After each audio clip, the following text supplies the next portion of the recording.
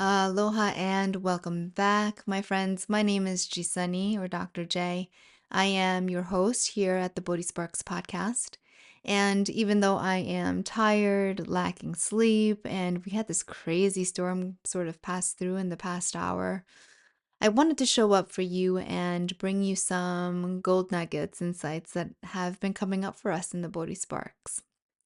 So, in the Bodhi Spark space, we've been uncovering the gifts that fear might bring to us if we're paying attention.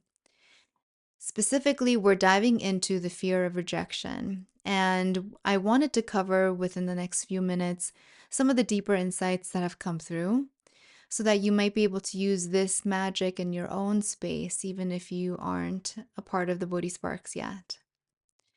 The fear of rejection or facing the potential of being rejected by someone outside, quote unquote, outside of you, is one of those deeply ingrained human fears that quietly lives inside every single one of us. And if we're not aware of this intruder or guest, however we see fear at this point, it knows how to push and pull all the levers from inside of the control room and locks us out. Now, mind you, this control room inside of you is inherently your room. But if you let this intruder come in and take over, that's what it's going to do. It's going to lock you out of the room, and your fears and your emotions are going to run the show. Fear of rejection. It's the thing that keeps us from saying hello to a stranger that might be walking by, or maybe holding our tongues in whatever gym or fitness class you're in and you notice someone doing a move wrong, but you don't say it because you don't want to step on the instructor's toes. This fear of rejection, it creates this glass ceiling and glass walls. It's the thing that keeps us inside of this glass, small little glass box. And it has us believing that the world is our oyster when in fact, we're actually living inside of a small glass frame, never really exploring the world that calls to us, that little whisper in your heart. When we think about the fear of rejection, we think it's a fear of being told that we're not enough or that we don't belong. But if you know how to go deeper than that, you'd see that your fear of rejection is actually a fear of the brightness of your light. It's not about earning the approval of anyone else, outsourcing that sense of responsibility to know your own worth, or even about keeping the peace, not wanting to rock the boat. Fear of rejection is truly at the core about allowing yourself to be really uncomfortable with the indoctrination and the stories that you were told that you're just a small little cog in the wheel, inconsequential in this world. But allow me to explain to you why this perspective is so wrong and so twisted.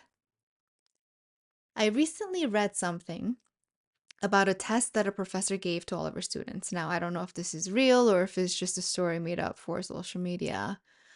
But what I read was that she showed her students an image of a chair and asked all of her students to write an essay about which part of this chair they thought was the most important. Some students wrote about the importance of the legs because it keeps the chair up, and others wrote about the back of the chair, the part of the chair that allows us to relax and sit comfortably. However, she marked every single one of their essays wrong. Once she finished handing out the essays, she explained, "The most important part of a chair is not the legs, or are not the legs. I think it is, right? The most important part is not the legs of the chair that holds it up, or even the back of the chair that allows someone to sit comfortably. It's actually the screws that hold all of the pieces together." So you see, even the most insignificant, invisible parts of ourselves, our routines, are actually not just important, but they're the most significant and important pieces of the puzzle. So, yes, you and I, we might just be a little dot in the cosmos. I'm not any more important than you are, or vice versa. And yet, we all have a piece to play, a function to serve this world that we're born into. And each piece, invisible or not, is extremely crucial. And for each missing piece of the puzzle becomes that much more incomplete. And then the rest of the puzzle pieces, what's the point? The fear of rejection, then, is more about our acceptance of ourselves than it is others' validations of our worth. And the fear of rejection is just a simple reflection that we need to accept ourselves. This fear of rejection isn't something that's only in some of us, even though it might seem like it, even though some of us wear a mask really well.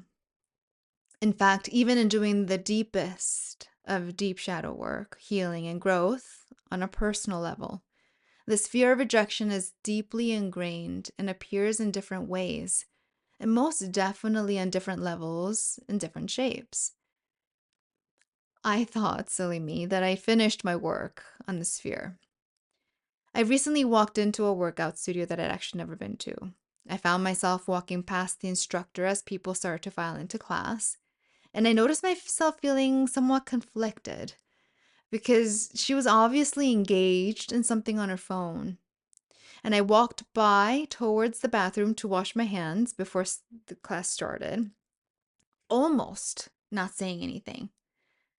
Even though my first instinct was to introduce myself and to let her know it was my first time and I had no idea what I was doing, I noticed that there was a small little whisper inside that said, "Don't say anything, don't say anything, don't say anything, don't interrupt. She's busy. Who do you think you are? She's busy. Let her do her thing. Don't interrupt." That's what I kept hearing. So I had to actually deliberately slow my pace down, slightly turn to my right, and say hello. I interrupted her. Even though I felt cringy inside that said that I was being loud or annoying or needy or pestering. Now, it doesn't matter what actually happened afterwards.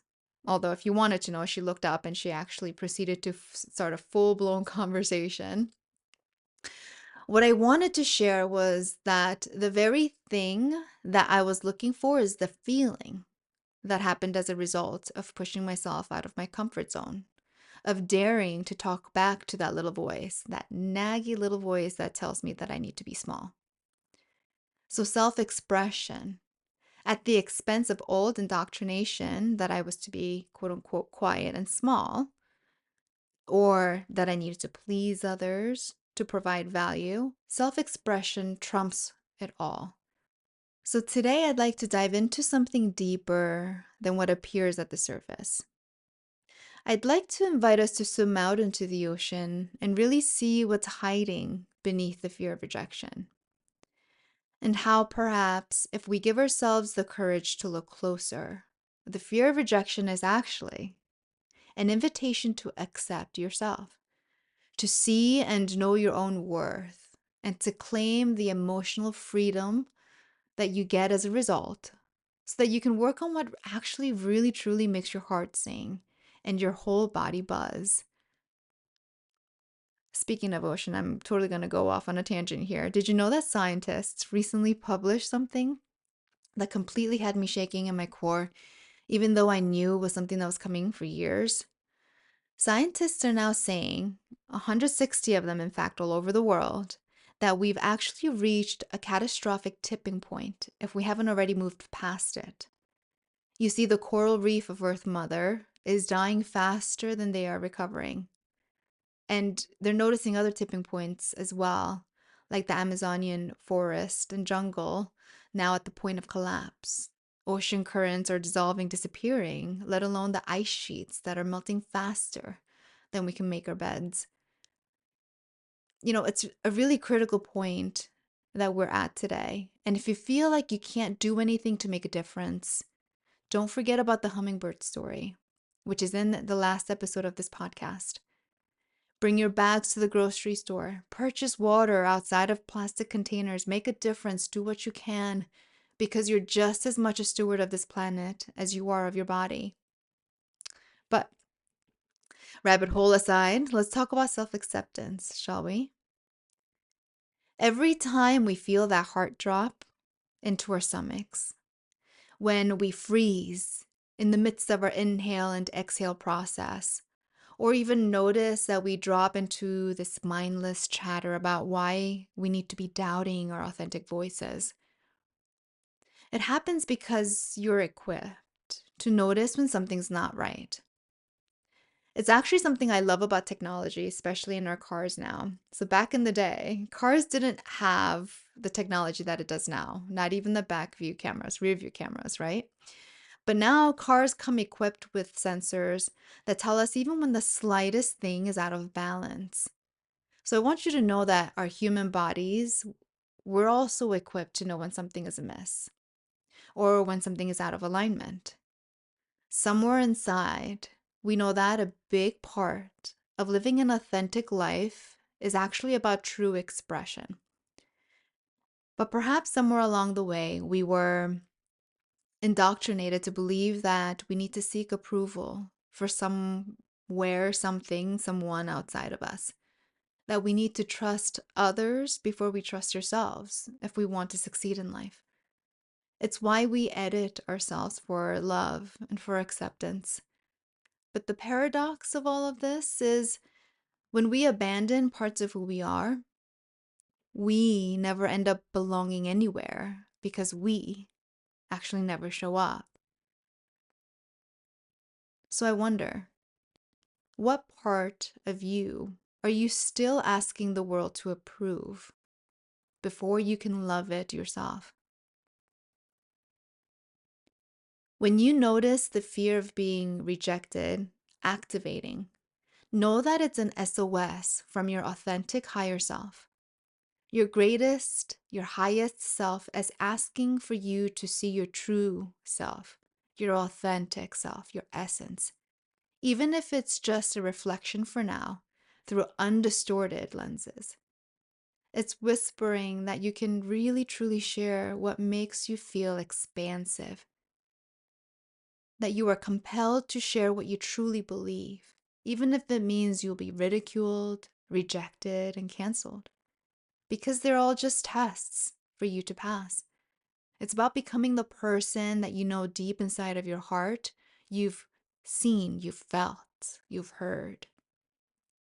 Once you learn to accept yourself fully, external rejection loses its sting.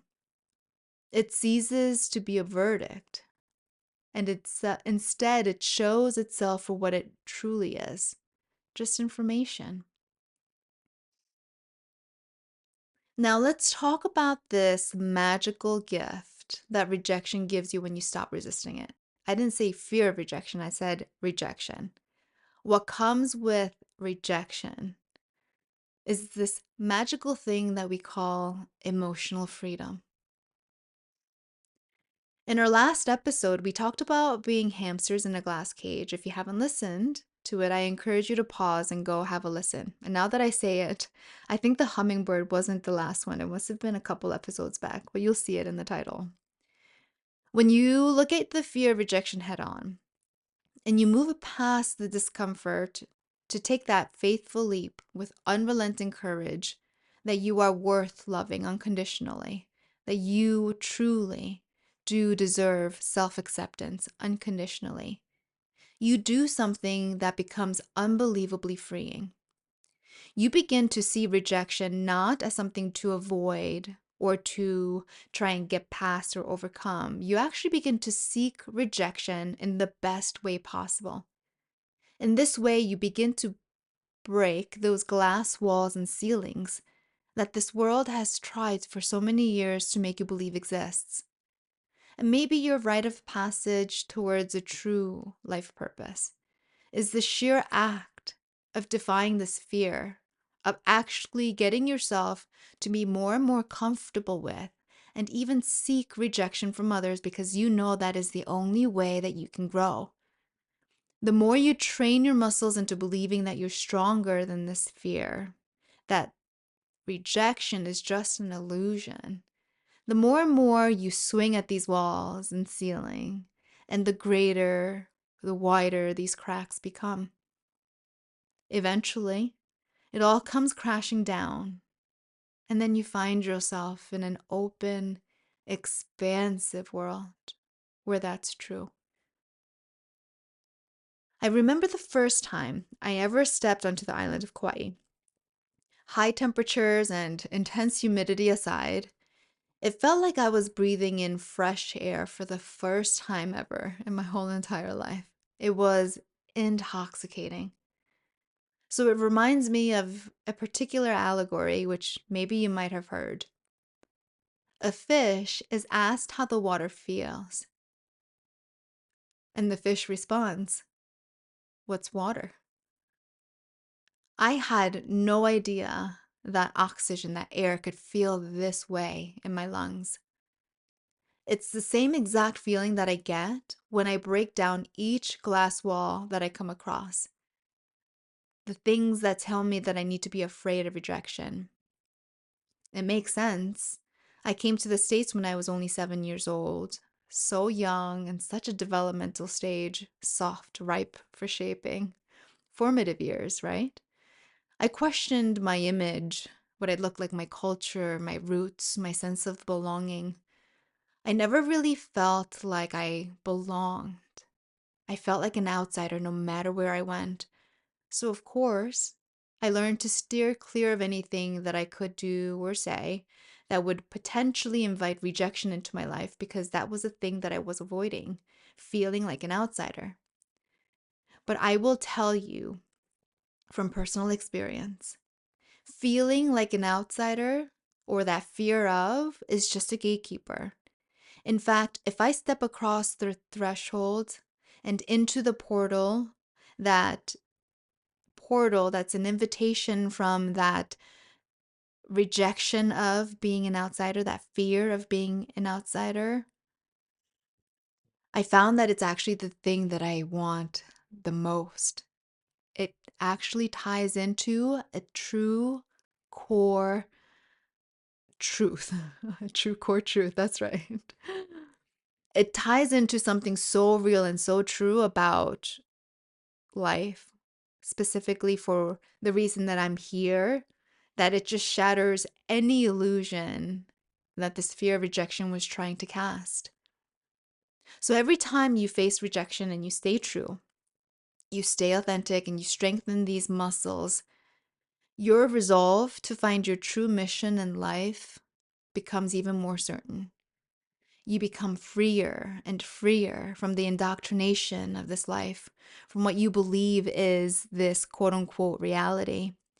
In fact, the biggest gift you can give yourself today is to understand and break that illusion that what you see, hear, taste, feel, and smell is just that. They're just illusions. You are playing a game in this hologram, right? If you imagine yourself back when you were a kid, or maybe even still now, and you're playing video games, no matter what video game you're playing, you have to play a character. You are playing this character of insert your name. And you have all these stories that come with this story or the name, right? This quote unquote reality. Like any other character in any other game, it comes with a set of quote unquote, how many times have I said that word? Quote. But it comes with a set of beliefs, with thoughts, triggers, strengths, challenges, and weaknesses, just like any character would have in any other game. I used to love playing Street Fighters when I was really little, and I loved being Chun-Li, of course.